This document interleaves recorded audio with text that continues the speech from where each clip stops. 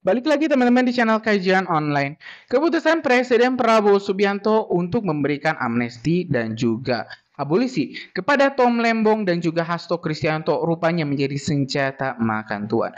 Bukannya bersyukur dan memanfaatkan waktu kebebasannya, Tom Lembong dan juga Hasto Kristianto ini malah teman-teman semakin arogan. Bahkan mengatakan dirinya akan tetap mengkritik pemerintah. Apalagi ini kubu Tom Lembong sampai melaporkan hakim hingga jaksa ke kepolisian. Tentu hal ini menunjukkan sisi arogansi dari dua kubu yang memang di-backing. Yang satu oleh anak abah dan yang selanjutnya oleh kubu merah. Nah, teman-teman, muncul sebuah wacana, sebuah pertanyaan dari publik. Apakah keputusan Presiden Prabowo Subianto ini bisa dibatalkan? Ya, para pengamat menyebut keputusan Pak Prabowo ini bisa dibatalkan jika memang dirasa kedua tokoh ini tidak beritikat baik, tidak memperbaiki sikap, dan malah memprovokasi pihak-pihak lain yang kita tahu sendiri, teman-teman, di sana ada Pak Jokowi dan juga Mas Gibran. Kita tahu teman-teman, Mas Gibran memang terus saja diolok-olok, diserang, bahkan diejek oleh Hasto Kristianto, oleh kubu-kubu oposisi. Dan ini teman-teman, saya rasa Mas Gibran berhak untuk berbicara, speak up kepada Pak Prabowo untuk memberikan saran nasihatnya sebagai wakil presiden. Walaupun Mas Gibran ini masih sangat muda, teman-teman. Tapi posisi Mas Gibran itu sangat prestisius. Orang nomor 2 di NKRI. Jadi Pak Prabowo mau tidak mau memang harus mendengarkan ini nasihat atau ya pikiran dari Mas Gibran. Nah, ini bakal sangat menarik kalau misalnya kita lihat Tom Lembong juga sudah berani melaporkan balik pihak-pihak yang kemarin mungkin bisa saya sebut memenjarakan dirinya, memvonis dirinya bersalah. Begini Pak Hasto yang sudah sesumbar bakal kembali mengkritik pemerintah. Nah, teman-teman, mending kita simak dulu informasi yang sudah kajian online kumpulkan. Dan jangan lupa tulis pendapat kalian di kolom komentar, isi pikiran kalian di kolom komentar, dan kita bakal diskusikan bersama-sama. Yuk, kita simak dulu video selengkapnya. Kita beralih ke informasi lainnya, mantan Menteri Perdagangan Thomas Trikasih Lembong menemui Ombudsman RI untuk melaporkan auditor Badan Pengawas Keuangan dan Pembangunan atau BPKP. Ombudsman RI akan melakukan proses verifikasi atas laporan Tom Lembong terkait auditor BPKP.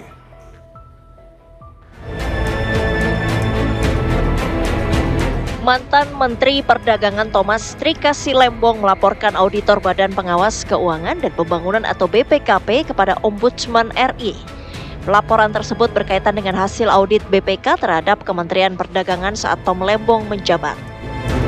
Ketua Ombudsman RI Muhammad Najih berjanji akan memproses atas laporan mantan Menteri Perdagangan tersebut.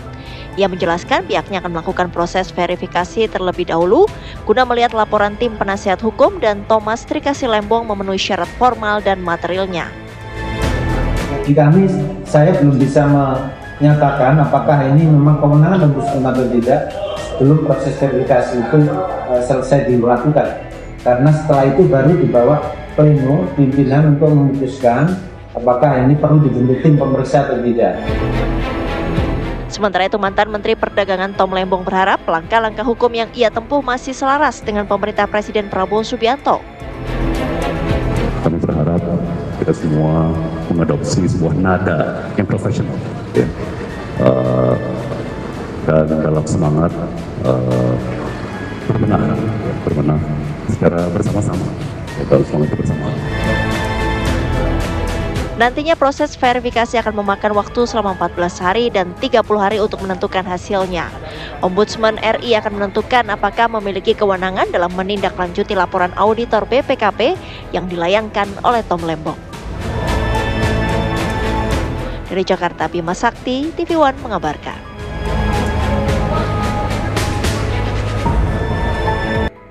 Lihat KPK sekarang sedihnya bukan main. Sayalah yang membuat yang namanya komisi. Ketua Komisi Pemberantasan Korupsi atau KPK Setio Budianto mengatakan bahwa mantan Sekretaris Jenderal PDIP Hasto Kristianto tetap bersalah meski mendapat pengampunan dari Presiden Prabowo Subianto. Hal tersebut merupakan respons atas pernyataan Ketua Umum PDIP Megawati Soekarno Putri yang sedih atas kondisi KPK saat ini. Setio menegaskan KPK sudah melakukan penegakan hukum sesuai dengan aturan. Dia mengatakan, Hasto juga telah dinyatakan bersalah dalam kasus suap pergantian antar waktu atau PAW anggota DPR untuk Harun Masiku. Kendati begitu, Setio menyatakan pemberian pengampunan merupakan hak prerogatif Presiden Prabowo. Menurutnya, arti dari amnesti tersebut adalah Hasto sedang dikasihani atas kasus yang menjeratnya. Sebelumnya, Ketua Umum PDIP Megawati Soekarno Putri mengatakan sedih saat Hasto tiba di lokasi Kongres 6 PDIP, usai bebas dari rumah tahanan KPK. Megawati menyebut Hasto mendapat perlakuan yang tidak adil. Padahal, KPK adalah lembaga anti rasuah yang dibentuknya saat menjadi Presiden Indonesia. Selain itu, dia mempertanyakan KPK terhadap perkara yang melibatkan Hasto. Sebagai informasi, Hasto Kristianto dinyatakan terbukti bersalah melakukan suap oleh Majelis Hakim Pengadilan Tindak Pidana Korupsi Jakarta. Hasto terbukti menyediakan dana suap sebesar 400 juta rupiah yang akan diberikan kepada anggota KPU Wahyu Setiawan untuk pengurusan pengganti antar waktu atau PAW Harun Masiku. KPK sekarang sedihnya bukan main. Sayalah yang membuat yang namanya komisi pemberantasan korupsi. Kalau sekarang modelnya kayak begini, bagaimana? Bukan saja bikin aneh, masa urusan begini aja Presiden harus turun tangan. Coba pikirkan. Kalau saya Presiden bisa tahu bingung. Coba kalau kalian itu ya mungkin kenapa sih? Oleh Pak Tom Lembong. Nah, apalagi sekarang meskipun sudah dihapuskan proses hukumnya, Pak Tom mengajukan pengaduan terhadap hakim-hakim yang dianggap bersalah ketika memprosesnya itu. Jadi memang lobby politik itu sangat kuat. Dan yang utama kan adalah sempat tadi yang bilang bahwa amnesti buat Mas Hasto ini karena sebetulnya demi kepentingan ini Kongres PDIP itu supaya Bu Mega bisa punya sekjennya Mas Hasto. Tapi PDIP kan juga tidak mengetahui ya, tidak diberitahu kapan akan ada amnesti itu. Jadi sementara Kongres kan sudah berlangsung dan PDIP sudah mengumumkan ketua umum dan sekjennya adalah Bu Mega sendiri. Jadi proses itu agak terlambat. Tapi apapun amnesti buat Mas Hasto disambut dengan sukacita. Nah, makanya kalau kita lihat saat Bang Dasko, Pak Prasetyo Hadi ya, Bang Prasetyo Hadi datang ke kediaman Bu Mega sehari setelah amnesti diberikan oleh Presiden, itu bukannya sore, Mbak. Oh, sore langsung bahkan sore, iya. Di postingnya baru besokannya kan? Iya, betul. Nah, terus dengan sequence itulah publik bisa melihat bahwa ini bukan pertemuan pertama, itu masih nyambung dari yang 1 Juni waktu itu ketemu juga dong, Mas Arya. Mei 1 Juni dan juga kemarin. Jadi sorenya setelah dikasih amnesti, setelah Bang Dasko mengumumkan, langsung ke kediamannya Bu Mega. Jadi, memang pemberian prerogatif Presiden sangat menentukan. Kan akhirnya sikap PDIP jelas. Kalau kemarin kan masih nunggu Kongres sikap PDIP itu seperti apa. Meskipun kita udah pernah dengar bahwa PDIP tidak akan masuk ke dalam kabinet. Nah, posisinya itu kan mereka kemudian menyatakan bahwa PDIP tetap di luar tapi menjadi penyeimbang. Nah, artinya PDIP akan memberikan masukan dan saran yang konstruktif bagi pemerintah. Bila mana pemerintah dianggap salah, mereka akan mengkritik dengan positif. Begitu juga kalau ada kebijakan yang betul berpihak kepada rakyat, PDIP akan sangat mendukung. Tapi PDIP tidak akan menempatkan orangnya di dalam seperti sekarang ini kan, itu. Ya, dan kalau bisa dilihat juga pertanyaannya kan, bagaimana posisi PDIP di pemerintahan? Nah, waktu Kongres kemarin kan ditekankan ya, siapapun yang ada di Kongres itu jawabannya PDIP adalah partai penyeimbang, bukan oposisi, karena tidak ada oposisi, begitu. Tapi di sisi lain, kan publik juga bertanya setelah ada amnesti ini, masa iya tidak tidak lebih dekat lagi ke pemerintah? Kalau misalnya posisi penyeimbang yang disampaikan PDIP bahwa kalau ada yang salah di kebijakannya pemerintah ya dikritisi, kalau tidak ya didukung, itu normatifnya. Tapi secara kedekatan otomatis akan lebih dekat lagi dengan pemerintah, dalam hal ini Pak Prabowo. Apalagi kan sudah ada rasa terima kasih dengan pemberian amnesti kepada Mas Hasto yang selama ini menjadi orang kepercayaannya Bu Mega ya, menjadi sekjen. Dan secara ketatanegaraan memang kan dalam ketatanegaraan itu dalam sistem presidensial semu kita kan, kuasi presidensial nih sekarang kita itu memang tidak mengenal istilah oposisi. Makanya disampaikan gitu. Di sistem presidensial nggak ada itu oposisi. Tapi kalau menurut ajaran Bung Karno juga tidak ada istilah penyeimbang. Jadi PDIP itu sebetulnya kalau mau melihat merunut ke belakang ajarannya Bung Karno yang diterapkan di PDIP itu juga nggak sesuai banget gitu loh. Karena Bung Karno juga tidak pernah mengajarkan menjadi partai penyeimbang kecuali partai pelopor. Nah, dengan posisi penyeimbang kan ini langkah baru ya. Artinya secara baik pemerintahan, politik, PDIP tidak memusuhi kepada pemerintahan Prabowo. Bahkan figurnya Prabowo tidak dimusuhi ya. Jadi saya baru saja dikirimkan artikelnya Ketua Laboratorium 45 Ibu Jaleswari Pramodawardhani itu ya. Dia menuliskan tentang bagaimana posisi PDIP sebagai penyeimbang itu. Jadi betul, jadi memang dengan mengutip sejumlah banyak teori ketatanegaraan politik, posisi sebagai penyeimbang itu adalah pilihan yang dianggap paling tepat. Jadi PDIP tetap berada di luar, tapi tidak memusuhi apapun yang dikeluarkan oleh pemerintah. Nah, ini mungkin ke depan yang akan menjadi kekhawatiran masyarakat sipil bila mana PDIP betul-betul tidak berani mengeluarkan kritik atas kebijakan pemerintah yang dianggap kurang tepat gitu ya. Ya kan?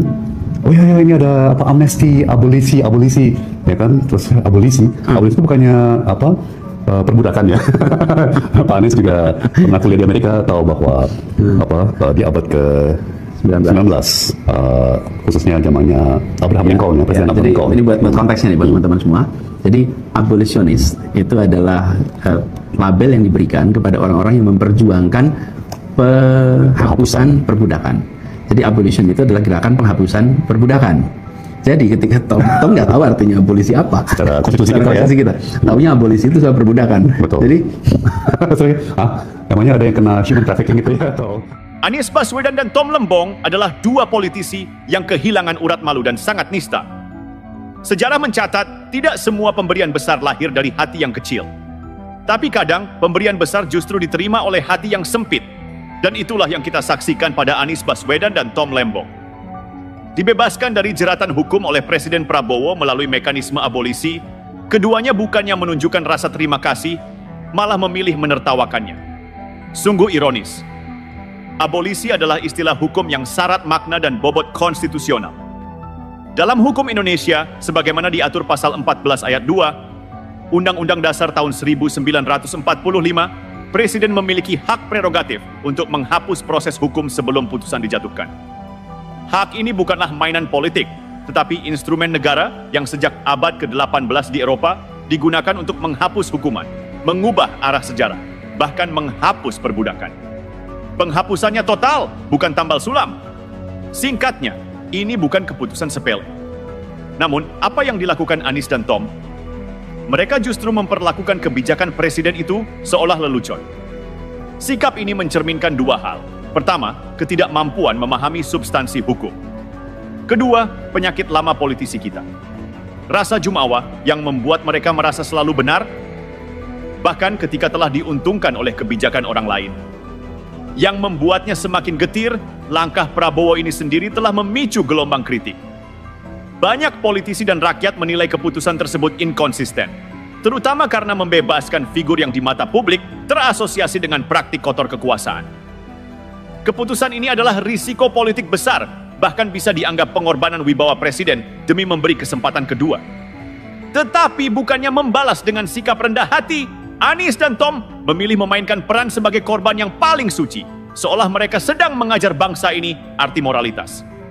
Padahal, tanpa kebijakan ini, jalur hukum akan berjalan sebagaimana mestinya, dan belum tentu berakhir manis bagi mereka. Alih-alih menghargai kebesaran hati presiden, mereka menjadikan momen itu sebagai panggung untuk merendahkan pihak yang telah menguntungkan mereka. Ini bukan sekadar tidak tahu berterima kasih, ini adalah bentuk pengkhianatan terhadap etika politik yang paling mendasar. Sikap seperti ini adalah cermin dari politisi yang tidak pernah puas, tidak pernah merasa salah, dan selalu menganggap dirinya di pihak yang benar. Lebih parah lagi, mereka menjual narasi kesucian sambil berdiri di atas pijakan pemberian orang lain. Indonesia tidak membutuhkan politisi seperti ini.